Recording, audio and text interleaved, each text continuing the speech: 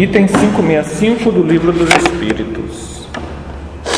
Atentam os espíritos em nossos trabalhos de arte e por eles se interessam?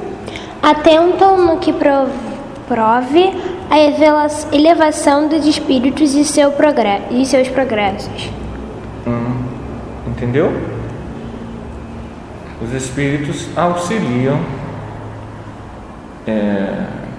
os espíritos bons, os espíritos evoluídos. Eles auxiliam o nosso trabalho na área da arte, desde que esse trabalho de arte auxilie na estética humana, no progresso. Entendeu? Seja um trabalho honesto. Um trabalho que auxilie as pessoas. Trabalho honesto. Um espírito que haja cultivado na Terra uma especialidade artística, que tenha sido, por exemplo, pintor ou arquiteto, se interessa de preferência pelos trabalhos que constituíram objeto de sua predileção durante a vida? Tudo se confunde num objetivo geral. Tudo se confunde no objetivo geral. Se for um espírito bom, esses trabalhos o interessarão na medida do ensejo que lhes proporcionem de auxiliar as almas a se elevarem para Deus. Demais esqueceis que um espírito que cultivou certa arte, na existência em que o conhecestes, pode ser cultivado outra em anterior existência, pois que lhe cumpre saber tudo para ser perfeito. Assim, conforme o grau do seu adiantamento, pode suceder que nada seja para ele uma especialidade. Foi o que eu quis significar dizendo que tudo se confunde num objetivo geral.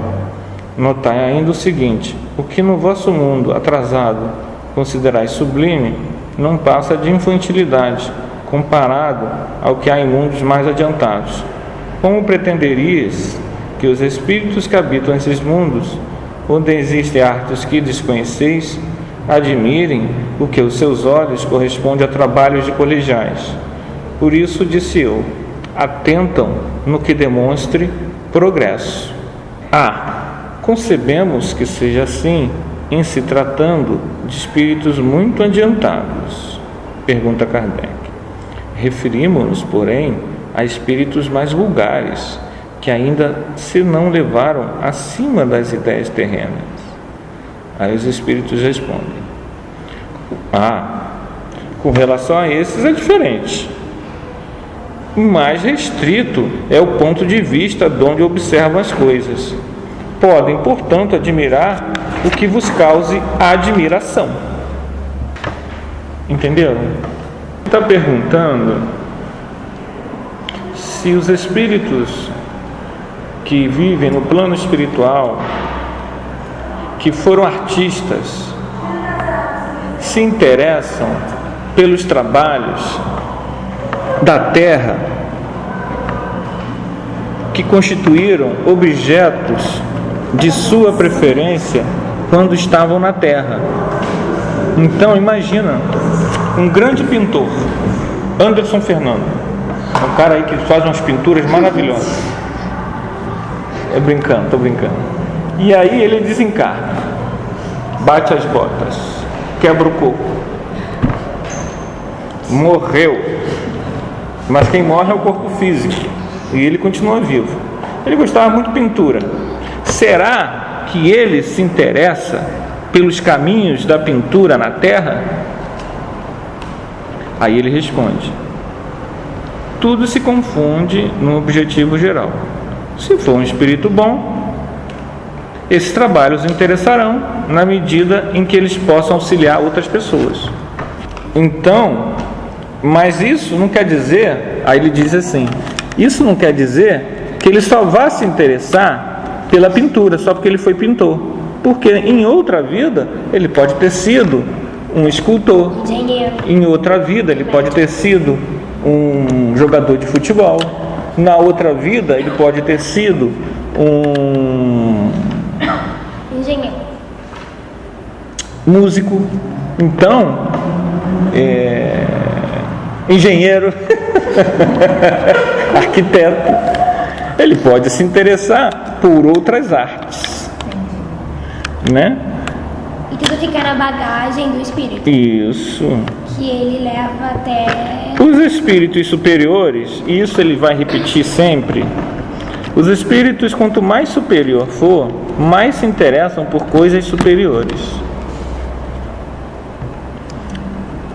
Nosso gosto musical, de certa forma, mapeia um pouco o nosso processo evolutivo. Então tá. Nossos resquícios. Você gosta de hip hop, então eu sou mal evoluída porque eu gosto de hip hop? Não necessariamente. Não necessariamente. Gostar de uma música de hip hop, mas o gosto musical não quer dizer que você seja espírito inferior. Não tem nada a ver. Agora, a radicalidade do gosto por certas preferências musicais, a habitualidade pode demonstrar algum tipo de resquício ou divino, de ambiências evoluídas, ou umbralino, baratrosférico, trevoso. Então, as predileções, elas de alguma forma, principalmente o autor. Hoje mesmo eu estava ouvindo uma palestra de uma pessoa que falava de um autor que eu não conheço, e que a música desse músico, que eu não conheço, ela era tocada nas cidades trevosas do umbral. Os espíritos trevosos que viviam nas zonas umbralinas gostavam de ouvir essa música.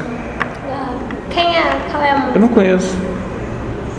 Não é atual não, é música da década de 50, 60. É porque existem músicas que até o ritmo, ele dá uma adrenalina diferente na gente, né? Outras já você mal você escuta, você já vai se acalmando. Até o próprio samba, se você pegar um ritmo, um samba, tem samba que vai te agitar, mas tem samba que já por mais que você goste de dançar, já te... Então, a música, ela tem um degradê evolutivo. Tem músicas como a Ave Maria de Gounod, as músicas de Bach, de Beethoven, que invariavelmente te elevam. Elas te colocam num enlevo espiritual, mesmo que a pessoa não seja ligada a isso, né? Para as pessoas que rejeitam esse tipo de música, o que elas vão fazer? O que acontece com elas se elas não podem sair daquele lugar? Elas dormem, começa a bocejar e dormem. A pessoa não gosta daquilo, ela sai do ambiente. Ou então, se ela não pode sair do ambiente, ela está num consultório médico e o médico só põe música clássica, ela se acalma, ela dorme. Se ela estiver muito carregada, aí ela sai. Ai, não aguento. Aquilo irrita ela. Aí você vê que a pessoa, o problema não é a música, que a música é elevada. O problema é que a ambiência que a pessoa está, a mente dela não sintoniza com isso. E ela sai do ambiente. Teve uma época em Santa Mônica que todas as salas tinham aquela caixinha de música, né? E se colocava as músicas assim, instrumentais, para que nós ouvíssemos na sala. E era um resultado assim muito bom. Que quando a criança começava, a gente falava assim, a gente quer escutar a música. Então eles paravam realmente para escutar, né? E dava resultado. Era interessante, bom. Né? Existe até uma terapia, né? Que se faz com música, né? Musicoterapia. Musicoterapia. Até apareceu um negócio fantástico que a menina tinha o poder de ver as cores, acho que da música. Ah, foi. Eu também vi essa reportagem. Quando a música era forte, ruim, ela via uma cor preta, assim, quando a música era bonita, ela via lilás, cores vivas, assim. No caso ali, ela estava sentindo a energia, no caso que a música... Não, ela via. Ela tinha uma capacidade de ver as cores da música. Interessante isso, né? Curioso. Não era bem uma clarividência, mas ela conseguia ver. Eu não sei bem o que era aquilo, mas ela conseguia ver. Porque a música, ela tem um ritmo, uma vibração. E os espíritos superiores, que é a questão aqui da pergunta, eles vão estar presentes em toda a obra artística que esteja auxiliando de alguma forma a humanidade, que esteja elevando o senso de estética da humanidade. O senso de estética, a beleza, a arte, a sensibilidade, ele é muito importante para nós.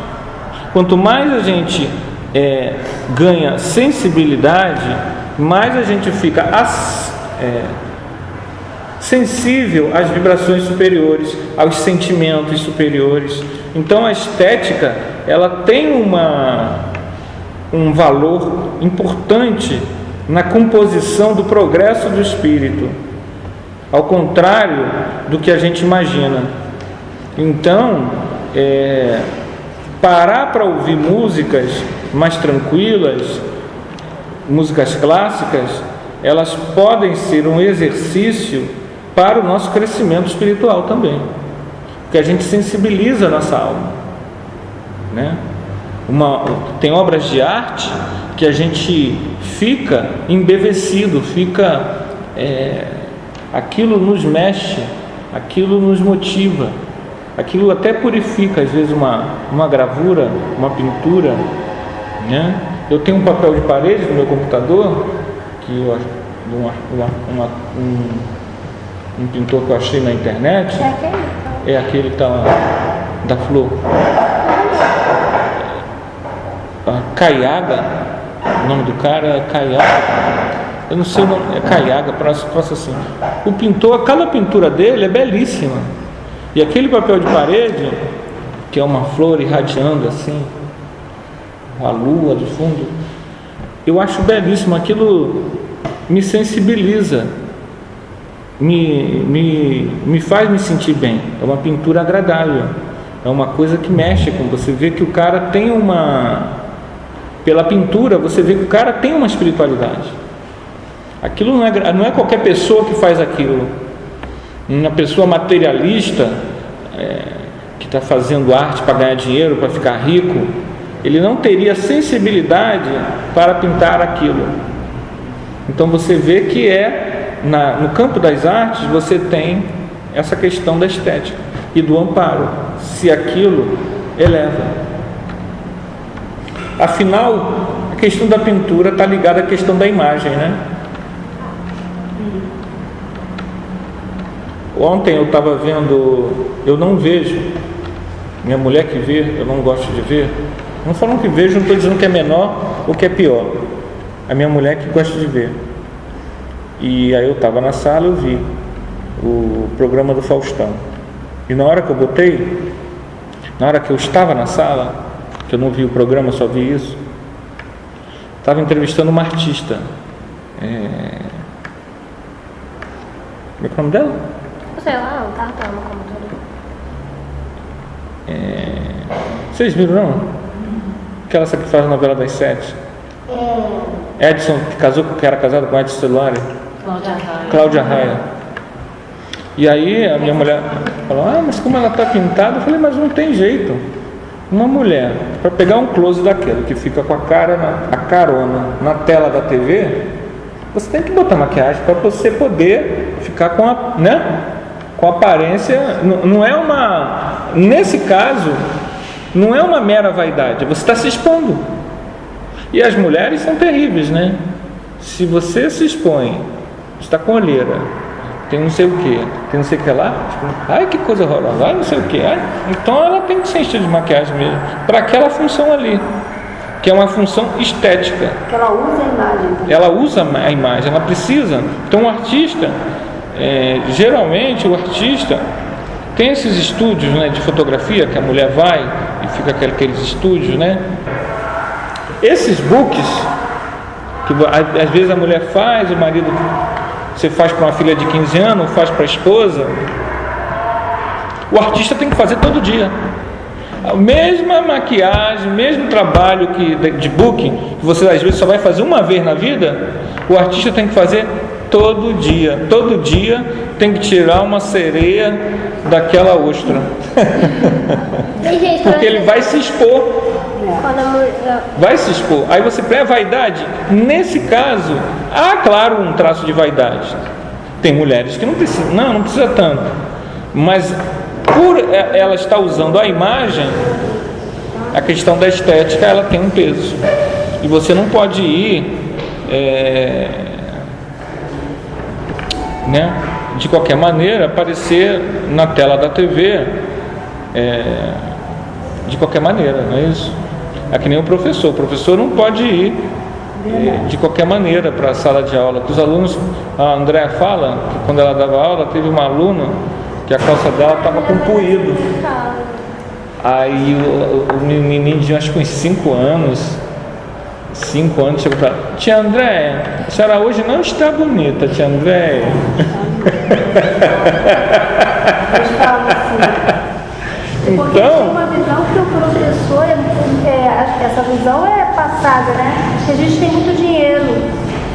E quando eles te olham assim, professor tem dinheiro, acabou, não adianta você. Professor tem dinheiro. Eles têm curiosidade para conhecer sua casa. Não tem? Curiosidade para conhecer a nossa casa. Onde você mora? Onde você mora? A sua família. Você tem filho? Qual a sua religião?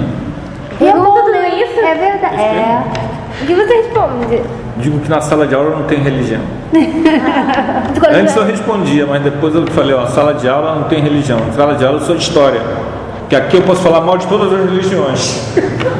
É porque é complicado, porque às vezes tem mãe que gosta, tem mãe que não gosta. E quando você fala, já te vê com outra visão, né? Outra visão sua.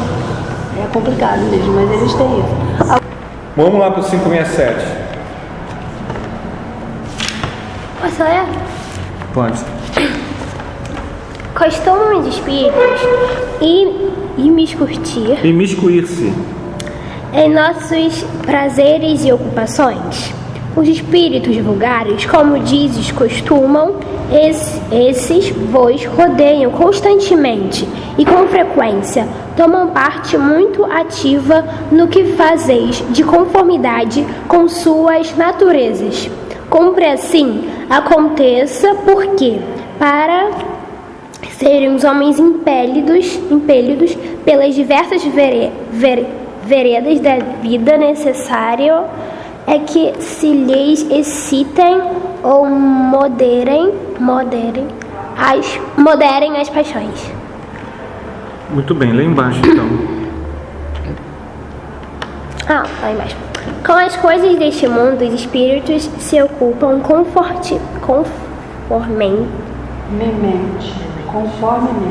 ao grau de elevação ou de inferioridade em que se achem. Os espíritos superiores dispõem, sem dúvida, da faculdade de examiná-las nas suas mínimas particularidades, mas só o fazem na medida em que isso seja útil ao progresso. Unicamente os espíritos inferiores ligam a essas coisas uma importância relativa. As reminiscências que ainda conservam e as ideias materiais que ainda se não extinguiram neles. Muito bem. Então aqui a gente tem uma informação de que os espíritos, eles têm gradação, ou seja, essa gradação está ligada ao seu apego à matéria. Aí você diz assim: que apego? Ao que você é. O que eu sou? Eu sou uma pessoa importante. A ideia que eu tenho de mim, a importância que eu dou às coisas da terra. Quanto mais apegado eu for à matéria, mais a minha inferioridade ela se irrompe, ela se demonstra. A minha inferioridade, ela não se mostra pelo conhecimento que a pessoa tem, mas porque ela é no seu íntimo, os seus apegos, os seus desapegos, a sua imagem de si. Os espíritos superiores, eles, à medida em que evoluem, eles vão tendo uma visão macro, uma visão mais ampla. Isso não é uma coisa que você improvisa. Você conquista na medida em que as suas preocupações se tornam preocupações não só de você, do seu prazer, do seu desejo, da sua felicidade, mas você começa a englobar outras pessoas nesse processo. Se quer que a pessoa seja feliz, você quer que a pessoa cresça, não só o seu filho, não só a sua mãe, mas acima de tudo, outras pessoas. E à medida em que isso vai sendo uma realidade, a imagem que você tem de você, ela perde importância. E aí as neuroses somem, as psicoses desaparecem, as frustrações somem. Por quê? Porque a gente vai começando a abandonar. Não é se abandonar, não. A gente estava falando de estética. Não é virar um mendigo, não. Você começa a não dar importância a certas questões humanas, passageiras, naturalmente. Então você naturalmente não tem mais processos de neurose, depressão. Por quê? Porque isso vai ficando para trás. Você ia falar alguma coisa? Não, no começo do filme do Nosso Lar, né? Que aconteceu com ele, não foi? Que depois ele foi mudando, que foi deixando tudo que ele aprendeu para trás, aí se tornou uma pessoa melhor. Exato. Só que ele aprendeu da forma que nós hoje estamos aprendendo, que não é a melhor forma. Como é que foi que ele aprendeu? Sofrendo nas zonas inferiores. A gente pode até ter passagem nesses lugares no futuro, mas não é o ideal. O ideal é que a gente aprenda aqui na Terra o serviço do crescimento próprio. O ideal é que a gente comece em vida a se espiritualizar, a entender que as outras pessoas não são objetos, não são minhas coisas, não são meus troféus. Você não pode transformar pessoas em troféus. Você transformar as mulheres em objetos. E o que é pior hoje em dia, né? Hoje em dia não, gente. Há muitos anos que isso é assim, tá? Você tem a mulher objeto, a mulher melão. Ela não é uma mulher. A mulher é melão. A mulher melancia, a mulher banana, a mulher abacate, a mulher não sei o quê. Entendeu? O que é isso?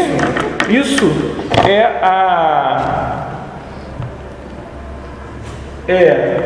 a mulher se sujeitar a se transformar em objeto.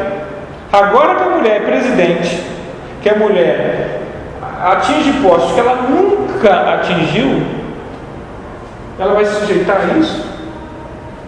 A regredir? Porque se ela se deixa regredir, o homem, a envelopa e bota o troféu de novo. Ela perde essas coisas. Entendeu? Essa mulher que foi eleita agora, gostando ou não gostando, ela vai ter que cortar um dobrado. Por quê? Porque, por incrível que pareça, ela vai ter que mostrar para toda a almarada que ela vai presidir que ela é competente. Ela vai ter não só o problema político, não sei o quê, mas ela vai ter que mostrar todo dia que ela é capaz, mais do que se fosse um homem. Então, a mulher, quando ela se transforma em objeto, e objeto para vender revista, para vender audiência, o comercial é de não sei o que, está lá mulher nua. Comercial de não sei o que, está mulher nua. Tá, comercial de cerveja, está mulher nua. Por que isso? né? Porque a homarada, população mais masculina, homarada, entendeu? Fica tudo de olho.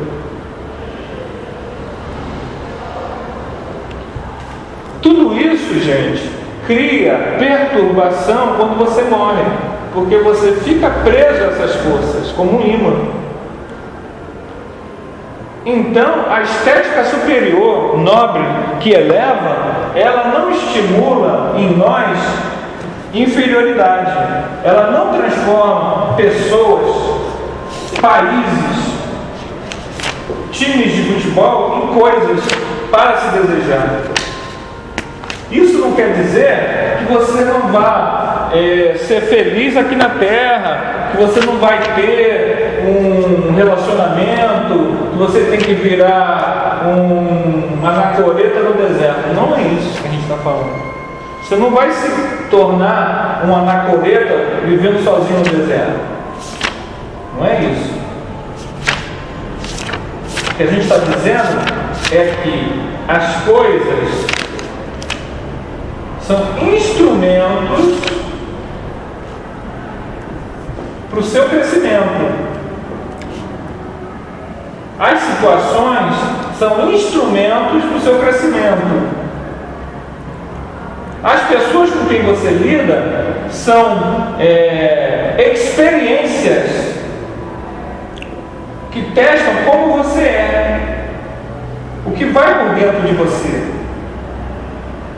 Há um livro que eu não li, não sei se vocês leram, de uma atriz que agora já está bem velhinha, mas fez muito sucesso nos anos 60, 70, Shirley MacLaine. O título do livro é A Vida é um Palco. Alguém já leu esse livro aqui? É um livro que ela descobre o espírito, a vida imortal, a espiritualidade, né? E ela põe esse livro, A Vida é um Palco. Virou até uma minissérie muito antiga, na década de 80. Inclusive na cena tem ela saindo do corpo, desdobrando, subindo. O título do livro retrata bem o que nós somos. Nós estamos aqui como se fosse um grande teatro. E todas as pessoas, todas as situações que a gente vive são como se fossem atores da peça. Só que o problema é que nós não somos o ator principal da peça. Sabe por quê? Porque a gente morre e a peça continua. Nós somos coadjuvantes. Quem é o principal? Não tem principal. Todo mundo é coadjuvante. Só que a gente acha que é a principal pessoa da peça. E não se preocupa em transformar essa vida, que é um palco, que é uma ilusão passageira, em algo útil para todos os outros. A gente quer ser feliz sozinho. A gente pensa na gente, no nossa coisa, na nossa casa. Isso que é o problema nosso. Os nossos apegos, eles estão aí. A gente acha que um carro novo, uma namorada nova, uma mega sena, ou aparecer na TV, ou ser presidente disso ou daquilo, ou sei lá o que, ser doutor, ganhar muito dinheiro, o que a gente achar? A gente acha que isso é o que vai nos trazer felicidade. Na verdade é o ego, né? É o ego. O ego é tão grande que você não. O ego é tão grande que você, por mais que você esteja próximo ali àquela verdade, né? Que você escute aquilo, não adianta que você não volta atrás. Você toma aquilo como a sua verdade. E aí às vezes a pessoa que vê aquilo acaba se decepcionando muito, né? Porque a gente começa a fazer milhões de perguntas, né? Gente, como é que pode? Como é que foi? Como você estava falando aí, por pequena, às vezes não é nem cargo, às vezes até mesmo na eleição. Na eleição você chega ali só porque a pessoa recebeu aquela, você é presidente. Meu Deus do céu, já passa de nariz empinado, vai para a eleição de sapato alto, não está ganhando nada com aquilo. Acabou a eleição só daqui a 4 anos, mas é incrível. Para você conhecer uma pessoa, dizem os entendidos, dê poder a ela. É verdade. Que aí os traços de personalidade dela tudo afloram. Os espíritos vulgares, eles se interessam por cada coisa. Então, gente, olha só, os espíritos, eles vão se interessar, sim, por muitas coisas da Terra. Um jogo de futebol está cheio de espírito vendo jogo de futebol. Uma peça de teatro, tem muitos espíritos que estão peça de teatro, assistindo também. E isso não necessariamente é um mal. Isso não necessariamente é um mal. Mas os espíritos superiores, eles só se interessam naquilo que realmente for assistencial. O fato de eu desencarnar e querer ver a decisão da Copa do Mundo de 2050, Brasil e Nigéria, tá? Nigéria? Ele inventou. Tô inventando. Lá desencarnado, só mostra uma coisa. Eu não sou um espírito superior, mas isso eu já sei.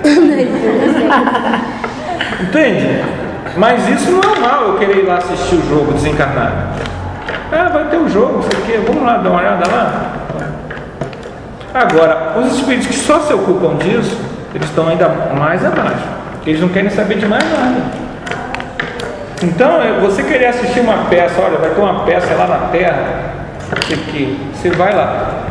Mesmo que aquela peça não seja algo que vá auxiliar, mas os espíritos superiores, eles só se interessam pela obra artística se ela realmente for promover o crescimento humano, ou ela está vinculada a alguma coisa que vai promover a assistência às pessoas. Então imagina uns médicos, aqueles médicos sem fronteira, estão lá em Ruanda, as crianças passando fome, e eles fazem uma peça, entre eles mesmos, nem são atores, para socorrer, para arrecadar. Isso vai ter uma assistência danada espiritual. Não é pelo talento deles, que eles não são nem atores, mas é pelo processo que eles estão socorrendo. Então ali você vai ter uma forte presença espiritual. Quem tiver evidência ou tiver sensibilidade para as energias, vai perceber que as energias ambientes ali são fortissimamente positivos.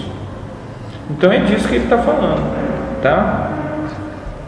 Vocês querem comentar mais alguma coisa antes da gente terminar? Nosso tempo. Então, gente, vamos ficar por aqui.